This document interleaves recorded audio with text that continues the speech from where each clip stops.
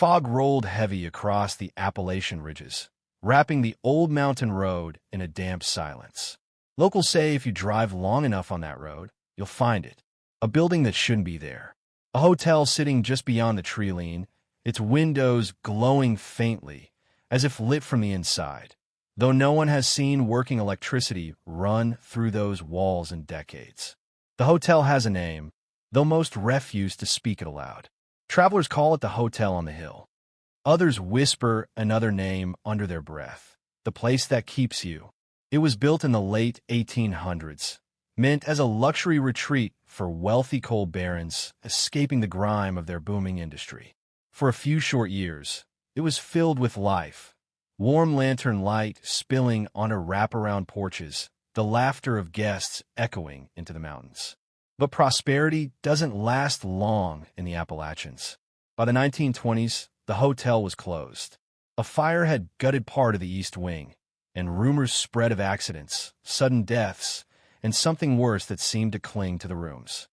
For nearly a century, the building has stood empty, or at least it should have, because hikers, truck drivers, even lost travelers say they've seen it. The hotel doesn't always appear. Sometimes the land is nothing but trees and briar. But on certain nights, when the fog crawls low and the moon is hidden, the building stands there, waiting. Its front doors creak open, as though inviting you inside. What's most disturbing is that the hotel seems to know when someone is desperate. Those stranded in a storm, looking for shelter. Drivers low on gas, hoping for a place to rest. The ones who step inside don't always come back out.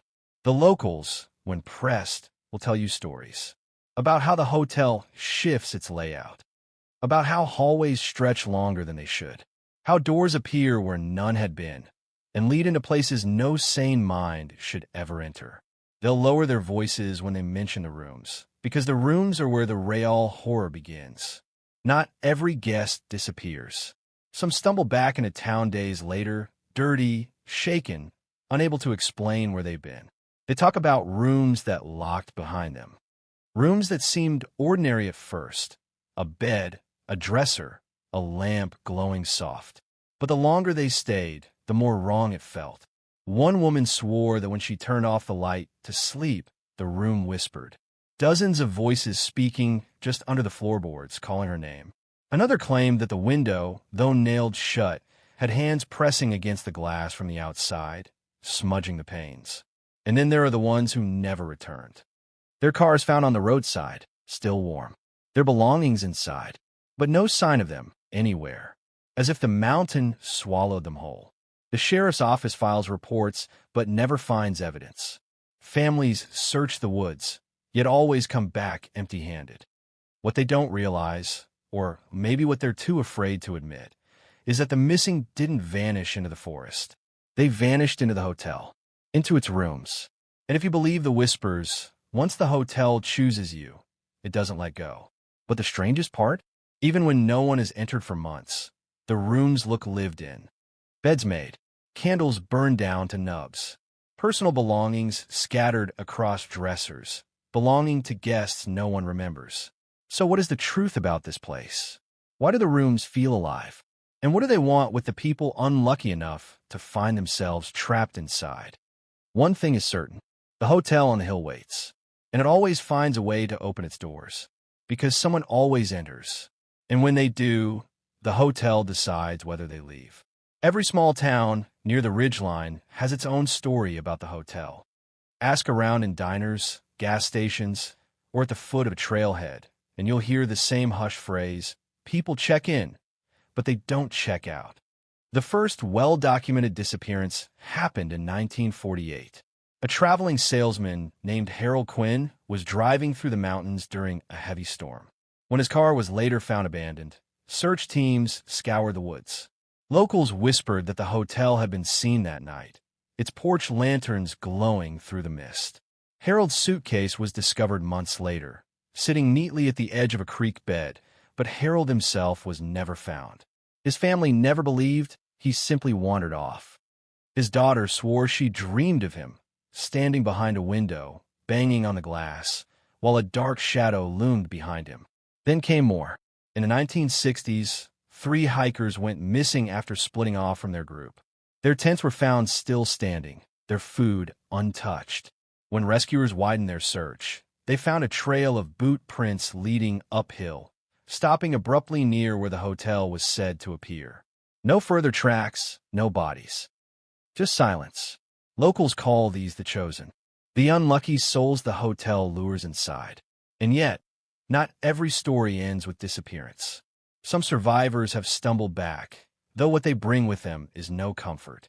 One man, a truck driver named Dale, showed up in town after being missing for 9 days. He looked thinner, gaunt, his eyes sunken. He insisted he had only been gone a single night. He said he had found shelter in the hotel, in a room that locked on its own. Inside, he heard footsteps pacing in the hall, though when he peered out, no one was there. On his second night, he swore the room began to shrink. The walls closed in, inch by inch, until he couldn't breathe. But when he screamed, the door opened, and he was free to run down a corridor that twisted like a maze. He remembered blacking out, then waking up miles from town, lying in a ditch. Dale would never drive that route again. There was also the young couple in the 1980s. They were heading home after a music festival, looking for a place to stay. Their car was found pulled to the side of the road, doors unlocked, keys still in the ignition. Weeks later, the girlfriend stumbled back into town barefoot, her clothes tattered. She spoke only one sentence before collapsing. The room wouldn't let him go. No one ever saw her boyfriend again. Over time, a pattern emerged. It wasn't just any room in the hotel. Certain rooms seemed to be alive, aware, watching. Survivors described them differently. Some said the air grew too heavy to breathe. Others swore they felt invisible hands tugging at them. A few even claimed the furniture moved when their backs were turned. But the chilling detail that repeated over and over was this. When they tried to leave, the door was gone. A solid wall stood where the exit should have been. No andli, no inges, no escape. Hours, or days, would pass before the door appeared again. And when it did, it never opened to the same hallway. It was as if the hotel was playing with them. The files of a sheriff's office are filled with missing persons reports. But every deputy will tell you off the record that they've given up searching the woods. The people aren't in the forest. They're behind the walls of the hotel. And once you've stayed in one of those rooms, you belong to it. But if you think the disappearances are terrifying, wait until you hear about the rooms themselves. The infamous Room 6 and Room 9, where the hotel's darkest secrets are said to wait. Among all the whispers about the hotel, 2 rooms are always mentioned. The cursed numbers, Room 6 and Room 9. Survivors speak of them with a trembling voice, as if the rooms themselves are listening. Room 6 is said to look perfectly normal at first glance. A clean bed, white sheets, a small nightstand with an old-fashioned lamp. But guests who entered swore that the room watched them. One hiker who stumbled back from the hotel described it in detail. He said the wallpaper had faint patterns, shapes he first thought were flowers. But when he stared too long, he realized they were faces. Hundreds of tiny, screaming faces etched into the design, their mouths open in endless silence. At night, the faces moved. He could hear them shifting, murmuring in a language he didn't understand. He swore he saw their eyes following him across the room. Another account from a drifter in the 1970s described the same room, but he said the ceiling was wrong. When he lay down to sleep, the wood beams stretched upward, taller than the building should allow, climbing into impossible darkness. Something crawled between those beams. He never saw it directly, but he heard nails dragging across the wood above his head. He never stayed in that bed. Room 9 is worse. It's described as cold. So cold, survivors say, that their breath fogs the moment they step inside. The windows are always frosted, even in the middle of summer, and the mirror above the dresser is never empty.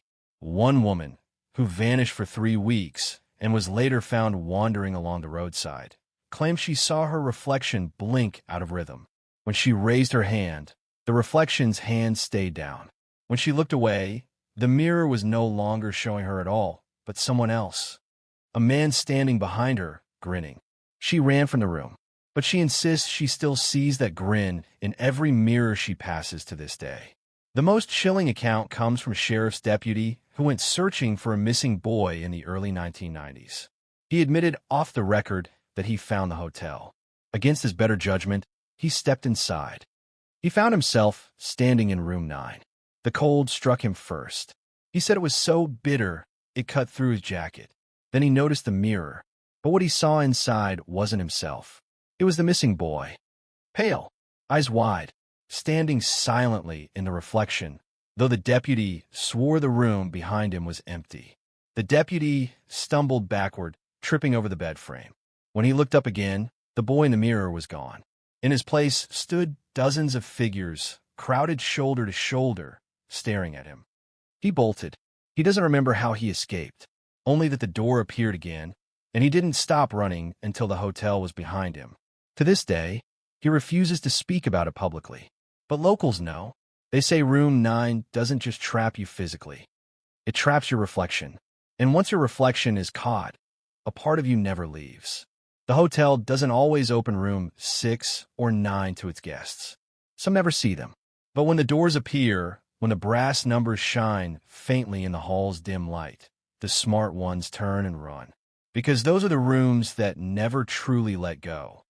But the hotel isn't just rooms and walls. Someone, or something, has been tied to it for decades. The caretaker, and his secret may explain why the building hungers for the living. For years, people assumed the hotel was abandoned, a hollow shell rotting on the hill. But stories began circulating about a figure seen wandering the grounds. A tall man in a dark coat, carrying an old lantern. Some claimed he was a ghost. Others swore he was alive, though no one could say how. Locals eventually gave him a name, the caretaker. No one knew where he came from or how long he had been there. Theories spread that he was once an employee, maybe even the head concierge when the hotel was still open in the early 1900s. But those who encountered him described something stranger. One hunter claimed he saw the caretaker standing at the edge of the forest, lantern glowing faintly. When the hunter approached, the man whispered, "Don't take the 6th. Don't take the 9th." Then, before his eyes, the lantern snuffed out and the man vanished into the fog. Another story comes from a lost traveler in the 1950s. She said the caretaker guided her out. His lantern bobbed in the hallway, lighting her path through the shifting corridors. He led her to the front door, but before she crossed the threshold, he gripped her arm with ice-cold fingers and hissed, "If you hear the walls breathe, don't listen. They lie." The traveler fled. She never forgot the way his skin felt, thin, like paper stretched over bone. But the most disturbing testimony came from an old groundskeeper who once worked near the property line. In a drunken confession at a bar, he claimed the caretaker wasn't protecting people at all. He said the man fed the hotel. According to him, the caretaker would wait for weary travelers, those with nowhere else to turn. He'd lead them up the path, right to the front doors. Then he would disappear, leaving them to the hotel's mercy. When asked why, the groundskeeper whispered something that silenced the entire room. He can't leave. He's bound to it. And the only way it spares him is if he gives it someone else. That single sentence haunts anyone who hears it. Because if it's true, the caretaker isn't just a ghost wandering the halls. He's a prisoner, one who must trade lives to prolong his own unnatural existence. Some researchers of Appalachian folklore believe the hotel itself is a kind of living entity, a structure cursed by the tragedies that happened there. The fire, the deaths, the grief. They say buildings can absorb pain and, in rare cases, awaken from it. If that's true, then the caretaker may be its first victim, bound to serve the hunger of the rooms forever. And yet, not every story paints him as a villain. A handful of survivors insist he tried to save them, pulling them away from certain doors or warning them before the hotel closed in. Perhaps he is both captive and accomplice. Either way, one thing is certain: no one forgets the caretaker's face. Pale, hollow eyes, lips that barely move when he speaks, and the faint stench of smoke, like ash carried in his clothes from the fire that destroyed the East Wing so many decades ago. Witnesses say his lantern never glows bright, just a weak, flickering flame, almost like it's about to die, or like it's guiding the lost to their final place. So if you ever find yourself on a foggy mountain road and you see a lantern swinging in the dark, remember this. Following the caretaker may be the last choice you ever make. And for one final guest, that choice was made. His story is the last known account of the hotel and what happened when the rooms finally decided to keep him forever. The last recorded story of the Appalachian Haunted Hotel comes from 2007. A college student named Mark Dillard was driving through the mountains on his way home for Thanksgiving. His friends say he never made it. What we know comes from fragments, his journal, found in his abandoned car, and a single voicemail left on his mother's phone. Mark's car broke down late at night. The engine sputtered, the battery dead. He wrote in his journal that the fog was so thick he couldn't see beyond his headlights. Then he saw it, the glow of lanterns in the distance. A building, old but alive with faint light. He walked toward it. The journal entries grow shaky after that. He describes entering a grand lobby, dust layered thick but strangely undisturbed. Chandeliers swayed as though touched by unseen hands. He thought he heard music, soft piano playing in the distance, though no one was at the keys. Then he wrote 3 words, "The caretaker's here." The next page describes being led upstairs. A lantern bobbed ahead of him. The caretaker whispered something, but Mark's handwriting is jagged, almost unreadable. The only phrase that stands out is, "Room 9 waits." That's when the journal ends. But the voicemail, that's different. At 3:17 a.m., Mark's mother received a call from his phone. On the recording, she can be heard saying hello over and over. Then comes the sound of breathing. Slow, uneven. Finally, Mark's voice. "Mom, I can't find the door." There's silence, broken only by faint tapping, like fingernails against wood. He whispers again, "It won't let me out. The mirror has me."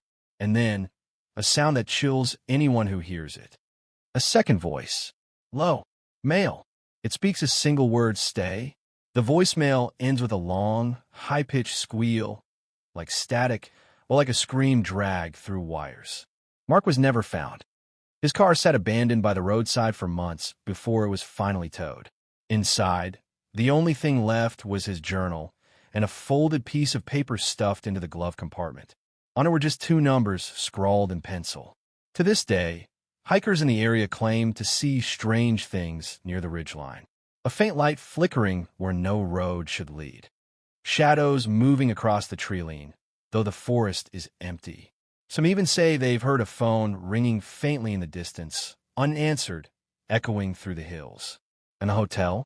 It still appears. Not often. Not to everyone. But when it does, those who know the legend avoid it at all costs. Because if you step inside, the doors may close behind you. The walls may breathe. And the rooms may whisper your name. So if you're ever driving through the Appalachians at night and you see an old hotel glowing faintly on the hill, keep driving. Don't look back. Don't follow the lantern. And whatever you do, never open room 6. And never, ever open room 9. The Appalachian Haunted Hotel has taken travelers, hikers, and wanderers for over a century. Some believe it's cursed. Others swear it's alive. But one thing is certain. The hotel chooses who stays and who never leaves. If you found yourself trapped in one of those rooms, what would you do? Let us know in the comments below. And if you enjoy exploring the darkest corners of Appalachian folklore, don't forget to like this video, subscribe, and watch our next story. Because in these mountains, legends don't just fade away. They wait for you.